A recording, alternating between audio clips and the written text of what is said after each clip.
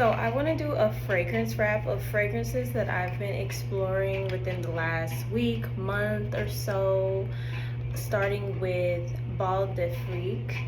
I am a Byredo fan, but I didn't start off with Bal D'Afrique. I think my first Byredo scent was Black Saffron, which I know I need to talk about. Um, and then Desert Dawn, just the whole line I fell in love with back in December. But Bal d'Afrique I know is a hit, but it just never really was a thing for me, and I think that may have been because I had came to the house in wintertime. And so now that we are in spring, I've come back to Bal d'Afrique and I'm digging it. I would definitely put it on as something that I like. It's not a love. The Absolute, I love. Um, this one is a nice to have. And so I've been wearing it to bed, and I'm like, okay, yeah, this is really nice and cozy. So I'm gonna give you the notes.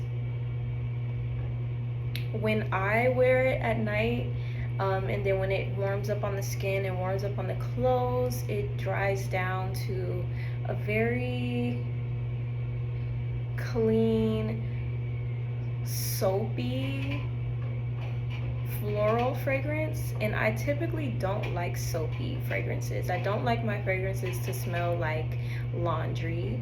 But the thing about it is that it smells like laundry, but not in a diptyque way. And if you know diptyque, you know what I mean. So let's look at the notes that are in Bal d'Afrique.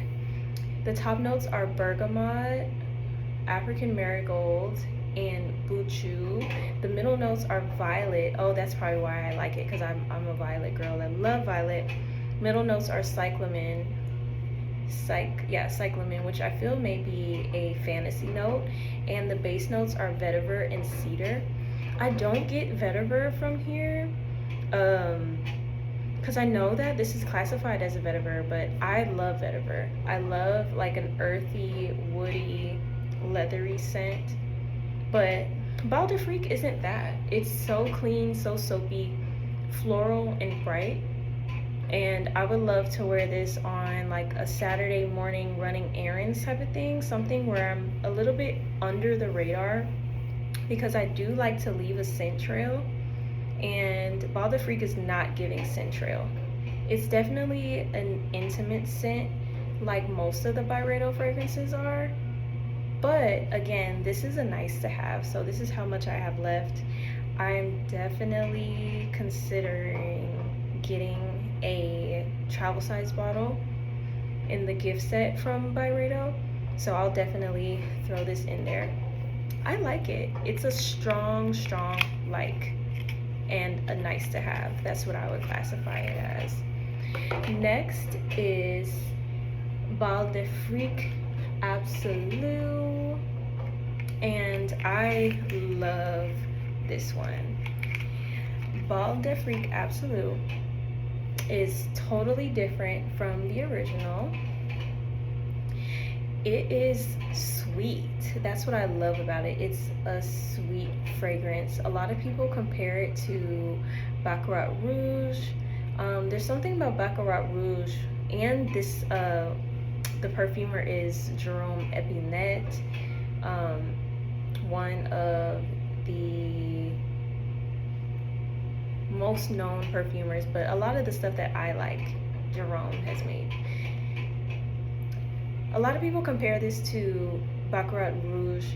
Every time I go to smell Baccarat Rouge, I can't smell anything.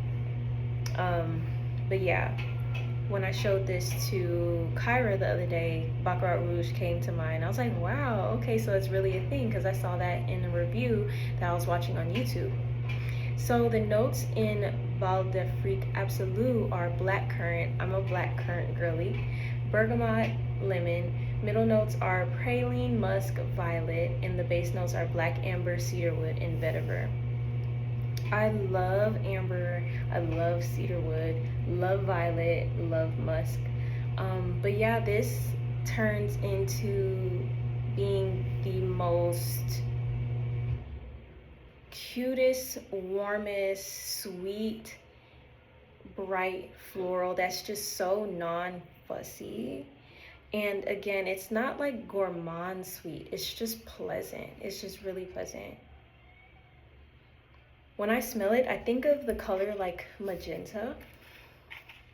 But yeah, I love it. I definitely want to get a full bottle of Bal D'Afrique Absolu. Bal D'Afrique regular, Eau de Parfum, not so much. I can get a travel size, but Bal D'Afrique Absolu. I don't know how much time I have left to wear it as we enter warmer temperatures, but for springtime where we're at, Bal D'Afrique Absolu is absolutely perfect. Another fragrance is Commodity Book. I got this at Marshall's the other day when I was buying my son some gifts for his birthday. And let's go into the notes here.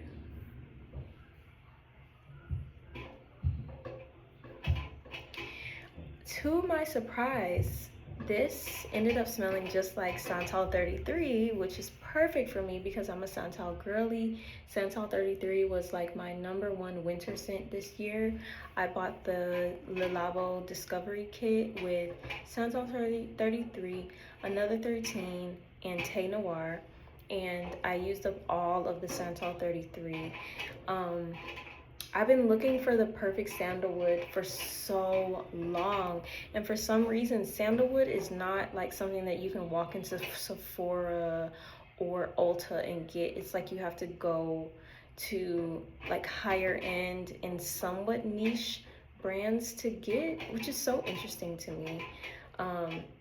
And so what's interesting about Commodity Book is that Commodity is for like the Sephora and the Ulta audience. Okay, you can watch something else. I'm gonna finish making this video, okay?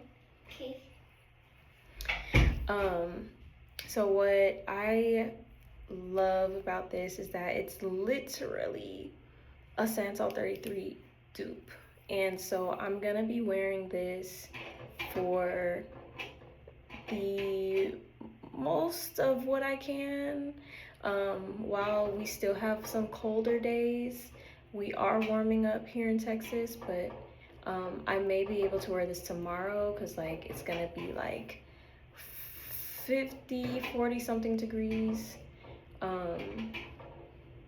So yeah, the top notes in Commodity Book Plus are sandalwood, cedar, black tea, musk, and the base notes are musk.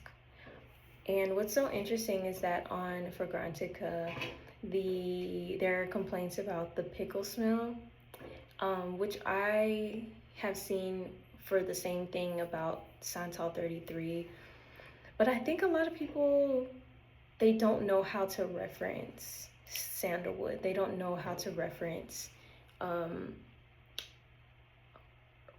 herbaceous woody scents. Like if you don't use sandalwood incense and stuff like that, I can definitely see how your brain goes to pickles. But if you are using Palo Santo in your home, if you're using sage in your home, or even resins and stuff like that, I feel like you're able to like grasp what the scent is going for.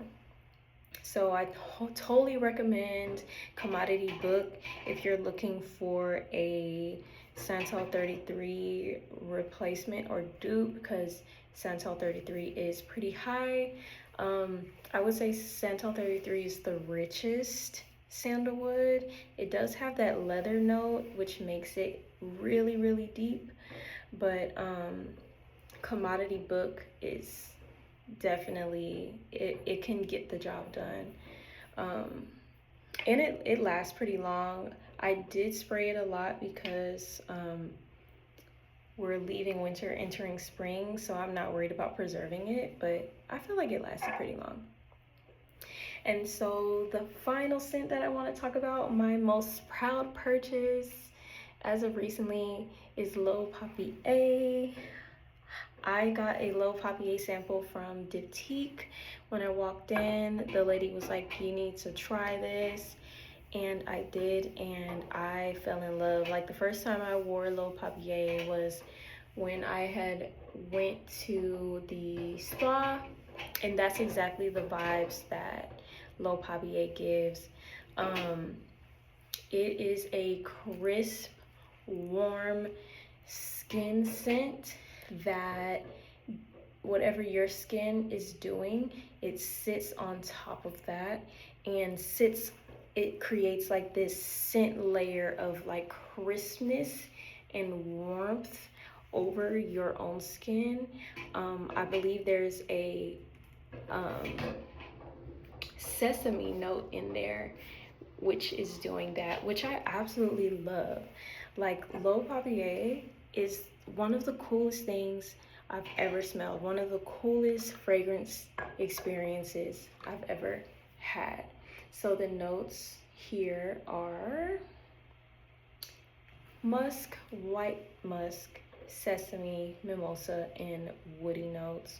I am using Fragrantica, so Diptyque's website may say something different, but I wore this today to the movies, and I just felt so warm and just like wanting to cuddle with it myself.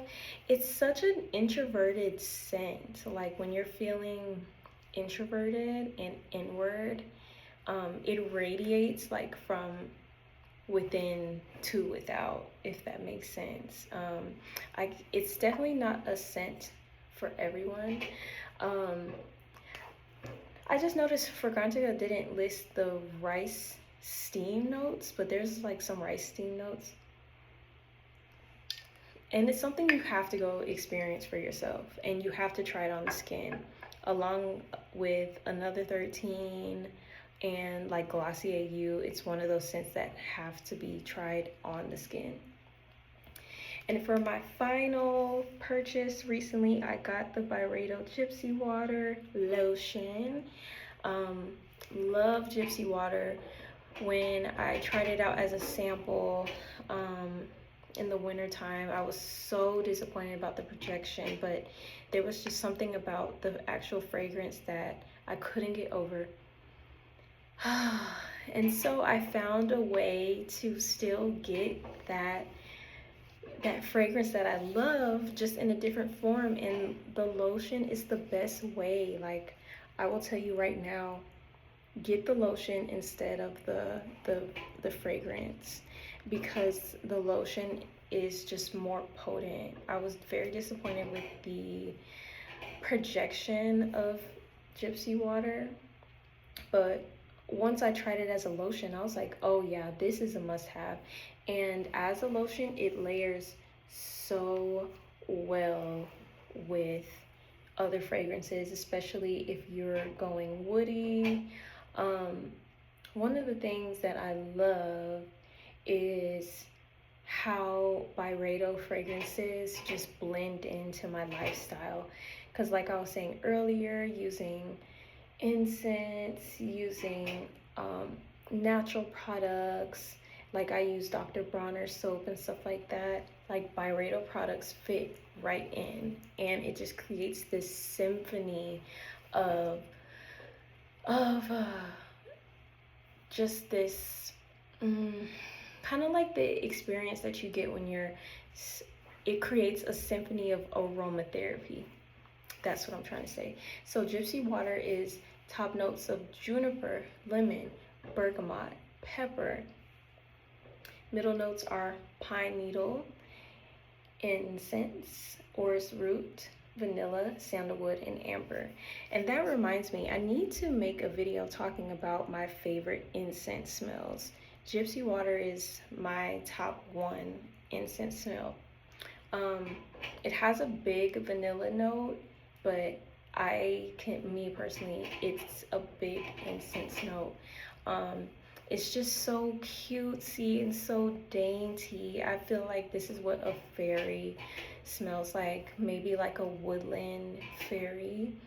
Um, oh, it just creates this lightness. And the thing about Byredo fragrances is that they're not going to have that huge projection, but they are going to create like this intimate internal storyline that really goes with you, and that's like the best part of the experience. But yeah, that is what I am talking about today. There's so much to cover, but I'm so glad that I took the time and energy to make this. And yeah.